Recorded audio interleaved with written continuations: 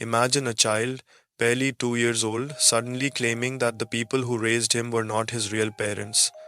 He describes places he's never been to, people he's never met, and a death he says he remembers living through. What would you do if your child started speaking about a past life? This is the true story of Titu, a young boy from Uttar Pradesh, India, whose words forced his family and an entire community to question the boundaries of life, death, and reincarnation. It all started when Titu was just 2 years old. He would often say strange things, things that didn't make sense to his parents. At first, they thought he was just playing, but soon his words turned unsettling. He began insisting, "This is not my real home.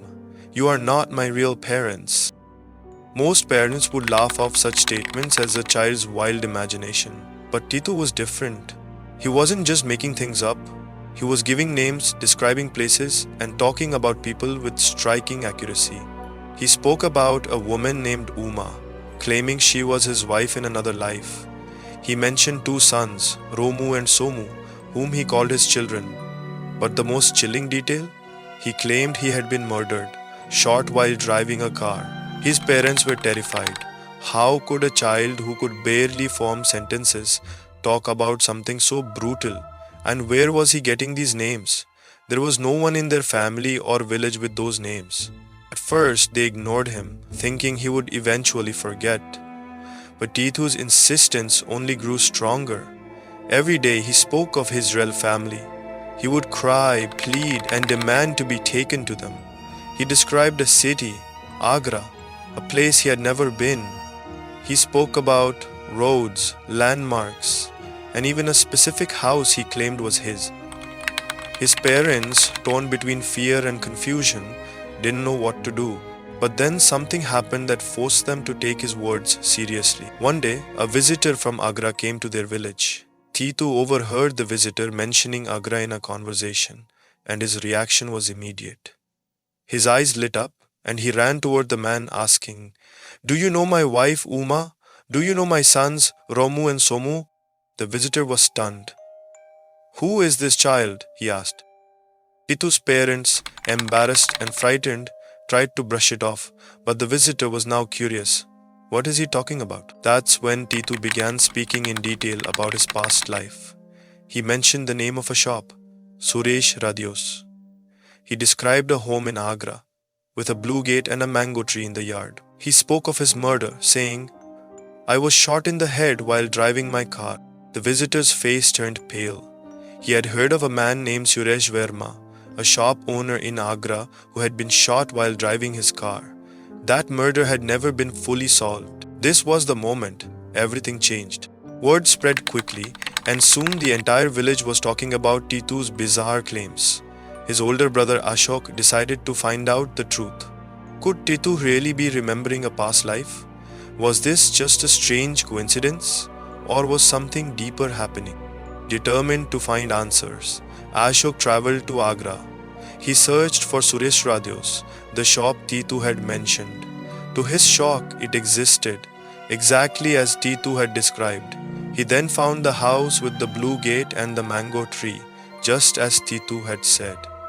And when he knocked on the door, a woman answered. She was Uma Suresh Verma's widow. Ashok's heart pounded as he asked her about her late husband.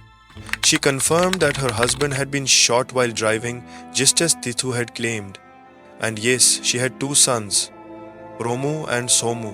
It was all true, every detail. Ashok could hardly believe what he was hearing. He told Uma about Titu, the child who claimed to be her dead husband. At first she was skeptical, but curiosity got the best of her. Then came the most surreal moment of all. Titu Konum's parents finally agreed to take him to Agra. The little boy, who had never stepped foot in the city before, was visibly excited. As they neared the house, he became restless. "Turn left," he said. "Now, right." And then, as the car stopped in front of the blue-gated house, Titu jumped out and ran straight inside.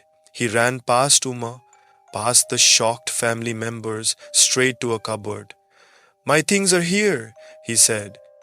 Everyone froze. Titu pulled open the cupboard and pointed to a hidden compartment. No one had told him about it, But when they checked, they found old belongings of Suresh Verma, things even Uma had forgotten about. That was the moment Uma broke down. Was it possible? Could her dead husband really have been reborn as this little boy? But the strangest moment was yet to come. Titu, looking at Uma with teary eyes, asked her something that shattered her world. Who killed me? He asked. Why did they shoot me? Silence filled the room.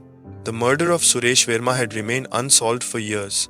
The family had long believed it was a robbery gone wrong, but no one knew for sure. Titu, however, remembered. He spoke about two men, describing their faces. He even gave their names. They were my business partners. They betrayed me, he said. The family was stunned. These were the same two men they had always suspected but could never prove guilty. Could a 2-year boy really solve a murder from his past life? News of Titu's story spread like wildfire. Even local authorities got involved. Some believed it was proof of reincarnation. Over time, the case faded and people moved on. But for Titu's family, the truth remained undeniable. Whether he was truly the reincarnation of Suresh Verma or something else entirely, his words had changed their lives forever. And for Uma, she never stopped believing. Every time she looked into Titu's eyes, she saw the soul of the man she had lost.